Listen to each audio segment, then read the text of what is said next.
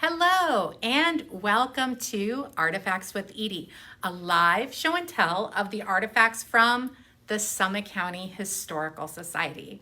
My name is Edie Steiner and I'm a music therapist with Akron Public Schools at Bridges Learning Center. And I'm also the shepherdess here at the Summit County Historical Society.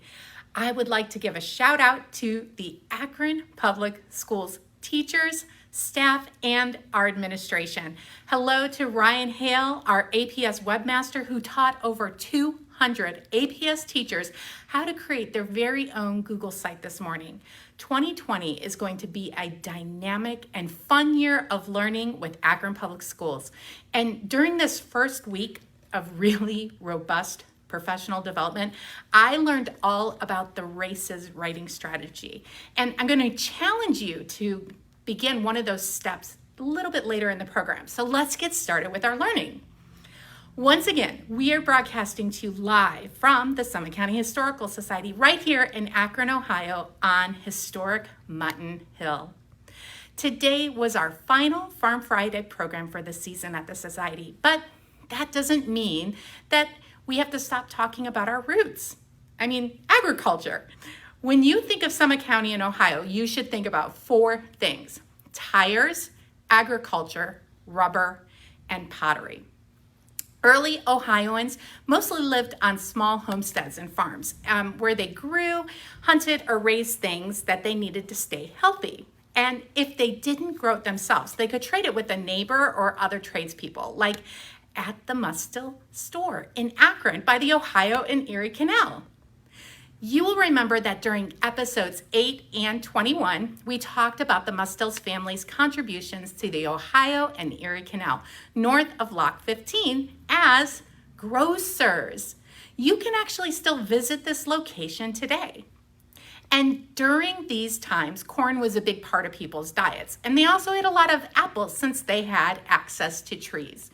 Apples can be made into cider, applesauce, apple butter, which my mom makes the best, and even pressed for vinegar. And did you know that apples are actually not native to our continent? For early Ohioans, gardening was a way that families could also spend time together while growing the things that they needed. Even the smallest little helper could make sure that there were no worms or bugs on the plants. In Ohio, we have very warm, humid summers, and our winters, well, they can be very cold with lots of snow, ice, and winds.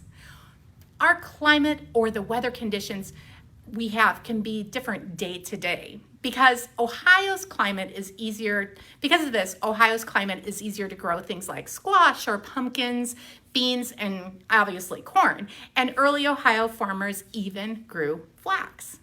Flax is actually a seed, and during the 1800s, it was produced to make anything from linseed oil, which was used as a medicine and to dry paint and to actually make threads for clothing. And they even used the straw from the plants to make paper and furniture. And I learned from the Ohio History Connection that before Ohio was even a state, the Ohio American Indians grew many other vegetables such as turnips and cabbage and beets, sweet potatoes, yams, onions, and even leeks. So similar to the Ohio and Erie Canal, animals also help with farm chores. Early Ohioans had mules, oxen, horses, and even dogs to help on the farm.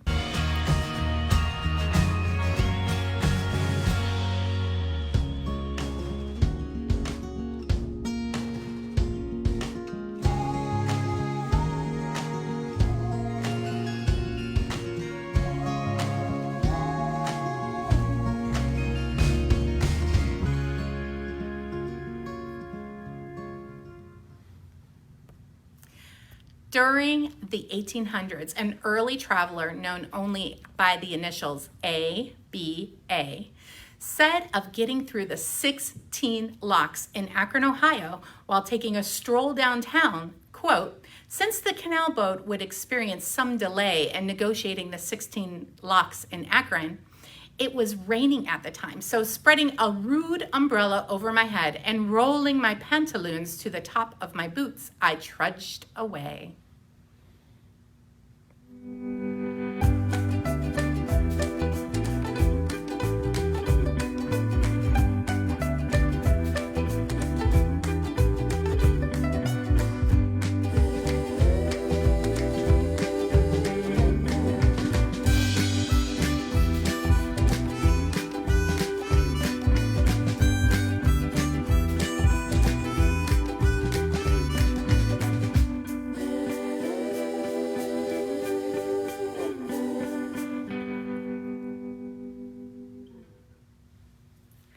There are some fine buildings here and a pretty view of the adjacent country from the hill back of the churches, which ABA wrote to be fertile and excellent for, you guessed it, sheep.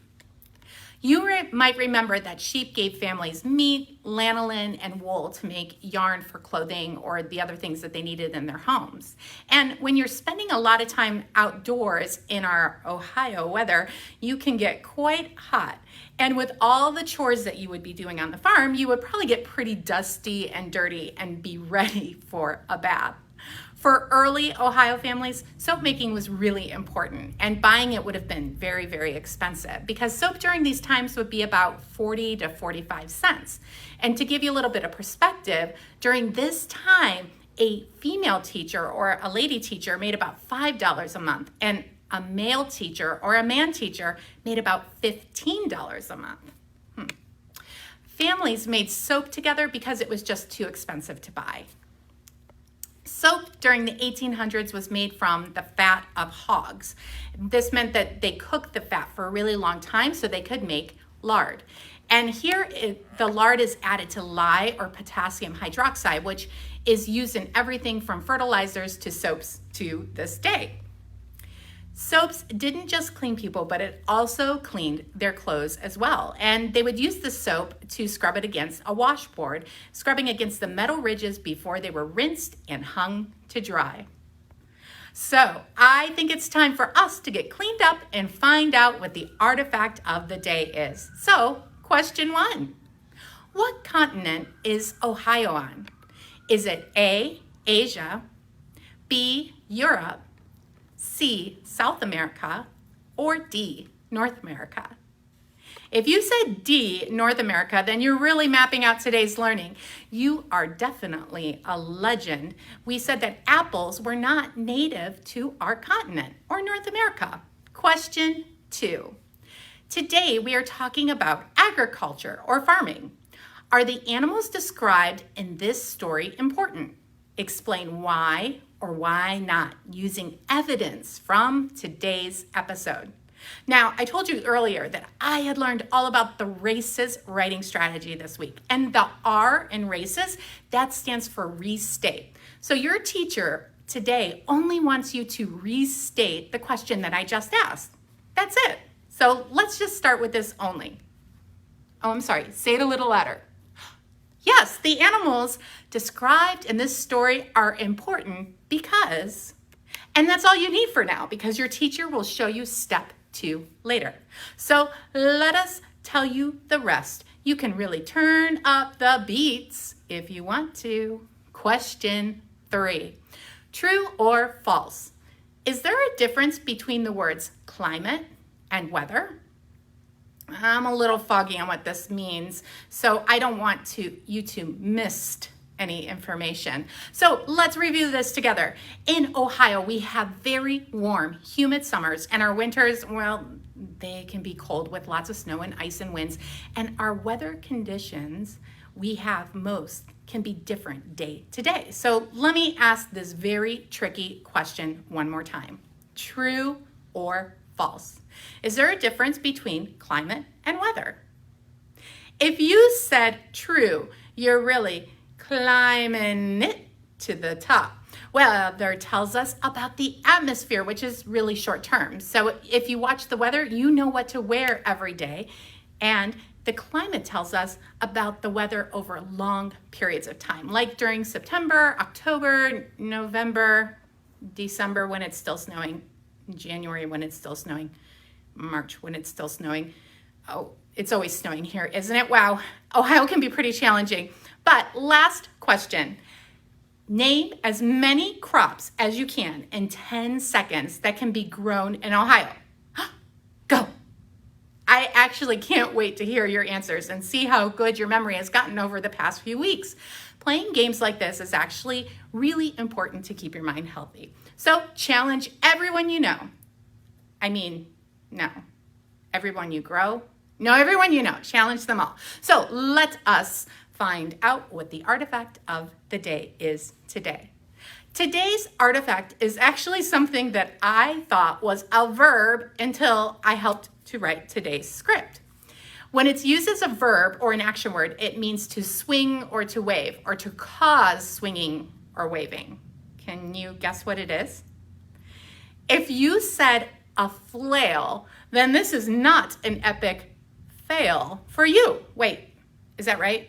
I think that's right. Okay, so a flail helps to remove the seed from the grains from the stalks.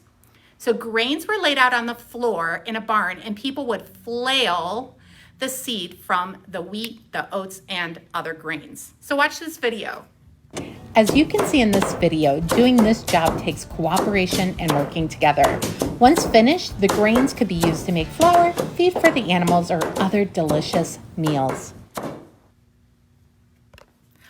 Our flail was donated to the society by Lewis B. Lodge in 1948, and it was used on the Lodge family farm. The handle is 48 inches long and the arm is 29 inches long, and it's made of wood, and I've never quite seen anything like it. I think it's really interesting how people have found different ways throughout time to make really difficult and tough jobs really manageable. So see if you can find a modern version of a flail on the internet today. I think you will be really surprised to see how our flail turned into a modern flail. And while you're at it, be sure to check in our comments today and where we will post important information about how you can come to the Summit County Historical Society and join us for our epic annual fundraiser, the Rubber City Road Rally. It's on September 12th, 2020, and we hope that you will come. We want to thank you for joining us today. I will see you next Friday at 11:30 for another episode of Artifacts with Edie, where I show and tell the artifacts from the Summit County Historical Society, where history is always within reach. Thank you for joining us.